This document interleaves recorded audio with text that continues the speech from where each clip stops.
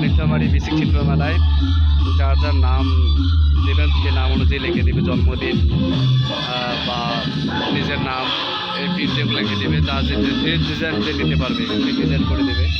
তার মধ্যে এই ডিজাইনটা করতেছে, এই দেখেন নিখুঁতভাবে কাজ করতেছে, অনেক নিখুঁত হাতের কাজ।